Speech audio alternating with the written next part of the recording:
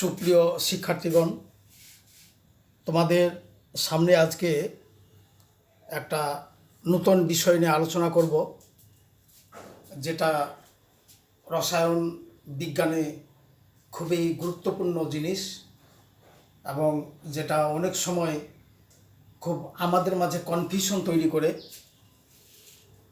এবং সেই কনফিউশন দূর করার জন্য আমি পারতপক্ষে আজকে সর্বপ্রথম একটা উদাহরণ দিয়ে ব্যাপারটাকে আমি পরিষ্কার করতে চাই। এই বিষয়টার হেডলাইন না দিয়ে আমি আগে একটা উদাহরণের আশ্রয় নিই। ধরি একটা পাত্রে, এরকম একটা পাত্রে এটা নাম হচ্ছে কনিক্যাল ফ্লাক্স। এই কনিক্যাল ফ্লাক্সে তুতের দ্রবণ অর্থাৎ কপার সালফেট 5 অণু পানি, এই তুতের একটা 50 মিলিলিটারের একটা দ্রবণ নিলাম কনিক্যাল ফ্লাক্সে। এখন এখানে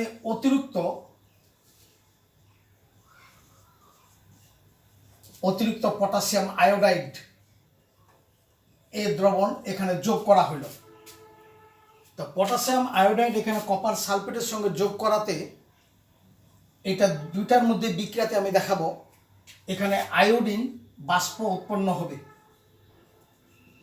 এই আয়োডিন বাষ্প যেন না পালায়, এটাকে একটা ঢাকনা দিয়ে এটাকে কিছুক্ষণ 5 মিনিট রেখে দিব, তাহলে আয়োডিন বাষ্পটা এর মধ্যে আবদ্ধ থাকবে। এখন এই 5 মিনিট পরে ঢাকনাটাকে অপসারণ করে এখন এর মধ্যে একটা বুরেট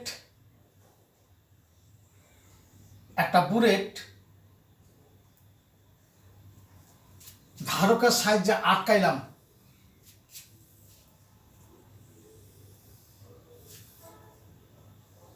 ধারকের সাহায্যে একটা বুরেটকে আটকানো হইল। এটা স্টপ কর্ক দিয়ে এখানে আমরা দ্রবণটা ফোটায় যোগ করব। এটা হলো বুরেট।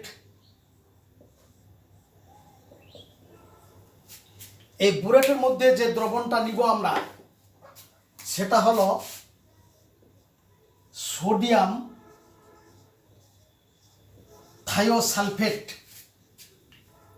এবং এটাকে আমরা প্রমাণ দ্রবণ হিসাবে ধরলাম, কারণ এর মাত্রাটা ধরি 0.1 m যোগ করা হইল।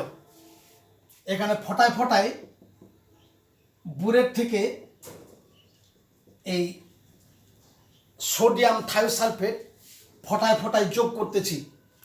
এর আগে এখানে স্টার্চ ইন্ডিকেটর দিয়েছি, যেটা এর বর্ণটা যখন নীল হয়ে গেল তখন এখানে সোডিয়াম থায়োসালফেট দেওয়া বন্ধ করলাম, অর্থাৎ যেখানে নীল বা বেগুনি বর্ণ যখন এই রংটা ধারণ করলো, তখন এই সোডিয়াম থায়োসালফেট মনে করো 35 মিলিলিটার লাগলো, বুরেট থেকে রিডিংটা 35 মিলিলিটার লাগলো। তাহলে এই গোটা এক্সপেরিমেন্টটাতে কপারের পরিমাণ কত ছিল এটা বাহির করতে হবে। তাহলে প্রশ্নটা এভাবে বলতে পারি, একটা বিকারে 50 মিলিলিটার কপার সালফেট দ্রবণ নিয়ে ওখানে অতিরিক্ত পটাশিয়াম আয়োডাইড যোগ করার ফলে উৎপন্ন আয়োডিন, বিমুক্ত আয়োডিন বা উৎপন্ন আয়োডিন, একে সোডিয়াম থায়োসালফেট দ্বারা, যার মাত্রা হলো 0.1 মিলিলিটার মোলারিটি, এটাকে প্রশমিত করার জন্য বুরেট থেকে ক্রমান্বয়ে আস্তে আস্তে যোগ করা হলো, যাতে সেখানে ইন্ডিকেটর বর্ণ নীল না হওয়া পর্যন্ত সোডিয়াম থায়োসালফেট বুরেট থেকে যোগ করে দেখা গেল এর বর্ণ নীল বর্ণ অর্থাৎ এটাকে প্রশমিত করতে বা এর নীল বর্ণে রূপান্তর করতে স্টার্চের ইন্ডিকেটর, সেখানে 35 মিলিলিটার সোডিয়াম থায়োসালফেট লাগলো। এখন এই গোটা পরীক্ষাটাতে কপার সালফেটের পরিমাণ কত ছিল এটা আমরা বের করব। এখন এটা বের করার জন্য এখন আমরা রাসায়নিক বিক্রিয়ার আশ্রয় নিই। কিভাবে এটা বের করব সেটা, প্রথমে এই কপার সালফেট বিক্রিয়া করলো পটাশিয়াম আয়োডাইড। বিক্রিয়া করাতে এখানে কপারের যোজনী 2, জারণ সংখ্যা 2, এ হয়ে যাবে 1, অর্থাৎ কিপ্রাস আয়োডাইড হয়ে যাবে। এটা তার জারণ সংখ্যা কমে গেল। অপরদিকে এই পটাশিয়াম হইল পটাশিয়াম সালফেট আর আয়োডিন, এটা বিমুক্ত হইল, আয়োডিন গ্যাস বিমুক্ত হচ্ছিল, যেটা এখানে দেখলাম আমরা। তাহলে ব্যালেন্স করতে এখানে 2 দিতে হয়, এখানেও 2 দিতে হয়। তাহলে এখানে দেখা গেল আয়োডিনের জারণ সংখ্যা ছিল এখানে -1, এখানে হয়ে গেল 0। তাহলে আয়োডিন এর জারণ সংখ্যা -1 থেকে 0 মানে বৃদ্ধি পাইল, অর্থাৎ এটা জারিত হইল। অর্থাৎ iodine, potassium iodide is oxidised iodide into iodine, that is, এটা হলো বিজারক পদার্থ। বিজারক পদার্থ এটা, এই বিজারক পদার্থকে জারিত করলো কে? এ হলো জারক পদার্থ। কারণ এখানে কপার +2 থেকে +1-এ কমে গেছে, তাহলে এটা বিজারিত হয়েছে এবং অপরদিকে সে জারক পদার্থ। এখন এই উৎপন্ন আয়োডিনকে আমরা সোডিয়াম থায়োসালফেট দিয়ে টাইট্রেশন করছি। তাহলে এখন এই উৎপন্ন আয়োডিন এর সঙ্গে বিক্রিয়া করছে। তাহলে সোডিয়াম থায়োসালফেট প্লাস আয়োডিন, এটা এই থায়োসালফেট এর জারণ সংখ্যা, এখানে সালফারের জারণ সংখ্যা +2, এটা হয়ে যাবে, পরীক্ষায় দেখা গেছে এটা হবে টেট্রা থায়োনেট।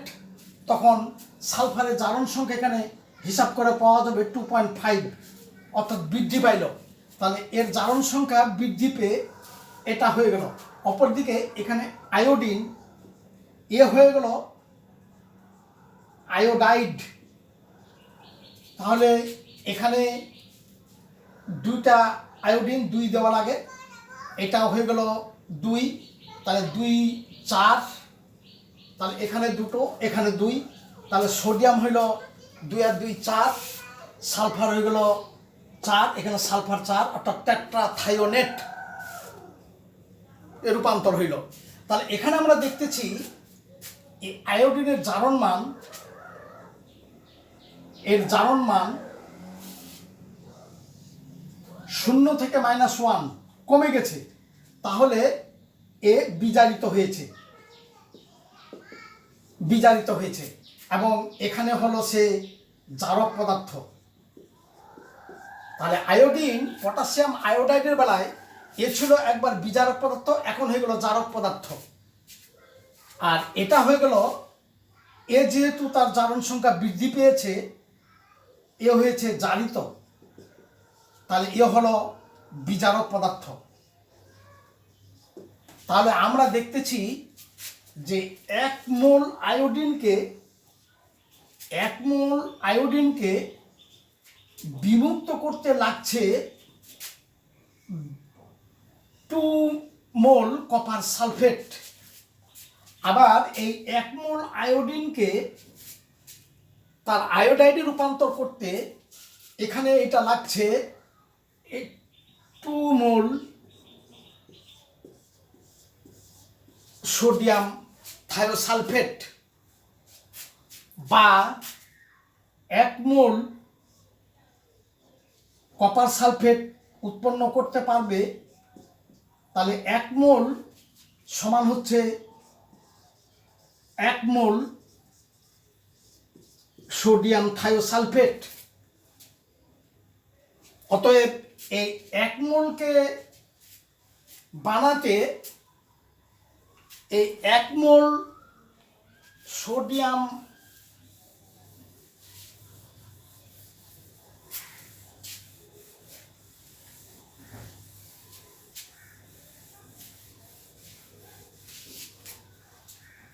এখন এই 1 মোল সোডিয়াম থায়োসালফেটকে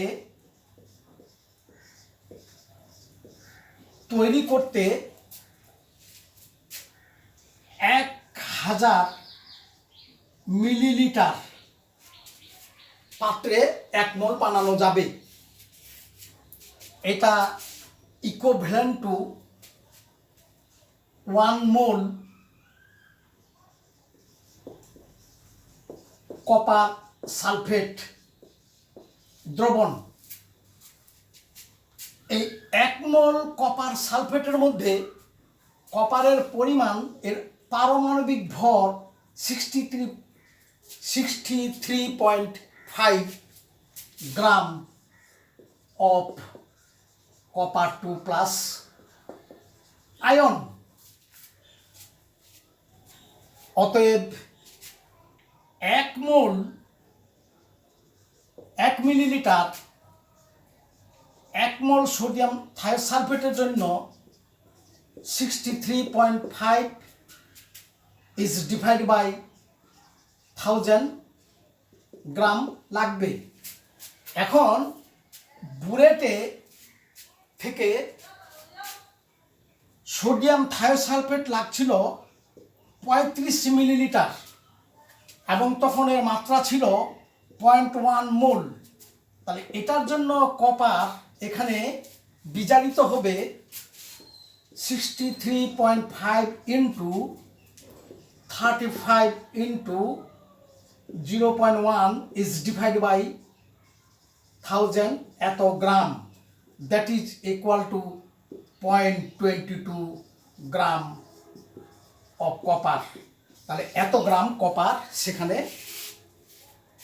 পাওয়া যাবে, অর্থাৎ 0.22 গ্রাম কপার আয়ন বা কপার সালফেট বা কপার, সেখানে সে পরিমাণটা, এই পরিমাণ কপার আমরা সেখানে পাবো। কপার আমাদের হিসাব ছিল, আমাদের কথাটা এরকম ছিল, সমস্যাটা যে 50 মিলিলিটার কপার সালফেট দ্রবণে পটাশিয়াম আয়োডাইড অতিরিক্ত যোগ করাতে সেখানে আয়োডিন উৎপন্ন হয়েছিল। ওই আয়োডিনকে টাইট্রেশন করতে গিয়ে, তাকে প্রশমিত করতে গিয়ে স্টার্চ ইন্ডিকেটর দ্বারা প্রশমন বিন্দু নির্ণয় করার জন্য বুরেট থেকে সোডিয়াম থায়োসালফেটের প্রমাণ দ্রবণ যোগ করা হয়েছিল। সেখানে ওই আয়োডিনকে প্রশমিত করতে লাগছিল, অর্থাৎ আয়োডিনকে আয়োডাইড করতে লাগছিল 35 মিলিলিটার সোডিয়াম থায়োসালফেটের 0.1 মোল মাত্রার। অতএব আমরা হিসাবে দেখলাম যে 2 মোল কপার সালফেট আয়োডাইডকে 1 মোল আয়োডিনে রূপান্তর করতে পারে। ওই 1 মোল আয়োডিন প্রশমিত হতে আবার 2 মোল মিলিলিটার সোডিয়াম থায়োসালফেট লাগে রাসায়নিক সমীকরণ অনুযায়ী। তাহলে 1 মোল সোডিয়াম থায়োসালফেট প্রশমিত করতে পারে কপারের 63.5 গ্রাম কপারকে। অতএব 1000 মিলিলিটার 1 মোল যদি হয় তাহলে 63.5 ডিভাইড বাই 1000। এবার বুরেট থেকে 35 মিলিলিটার এবং 0.1 মোলালিটার ঐকিক নিয়মে হিসাব করে দেখা যাচ্ছে যে 0.22 গ্রাম কপার সালফেট ওখানে ওখান থেকে বিচ্যুত হবে বা এত গ্রাম কপার সালফেট বা কপার পাওয়া যাবে। প্রশ্নটা ছিল এই ঘটনাটাতে কি পরিমাণ কপার পাওয়া যাবে সেটা হিসাব করতে আমাদেরকে বলছিল। এই যে বিক্রিয়াটা এবং এই যে জিনিসটা এবং এই যে এক্সপেরিমেন্টটা হচ্ছে রিডক্স বিক্রিয়ার আয়োডোমেট্রি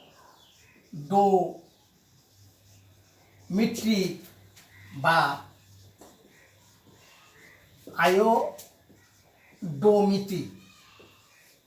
আয়োডোমেট্রি টাইট্রেশন। তাহলে আয়োডোমেট্রি টাইট্রেশন আমরা বলতে পারবো এখানে কপার সালফেট বিজারক পদার্থ, এখানে কপার সালফেট বিজারক পদার্থ না হয়ে পটাশিয়াম ডাইক্রোমেটও হতে পারে, পটাশিয়াম পারম্যাঙ্গানেট হতে পারে। তাহলে এ সমস্ত বিজারক পদার্থের ঘনমাত্রা নির্ণয় করা হয় ইনডাইরেক্টলি আয়োডিন বিমুক্ত আয়োডিনকে কোনো বিজারক পদার্থের দ্বারা টাইট্রেশন করে এই বিজারক পদার্থের যে ঘনমাত্রা নির্ণয় করার যে প্রক্রিয়া এটাকে বলা হয় আয়োডোমেট্রি।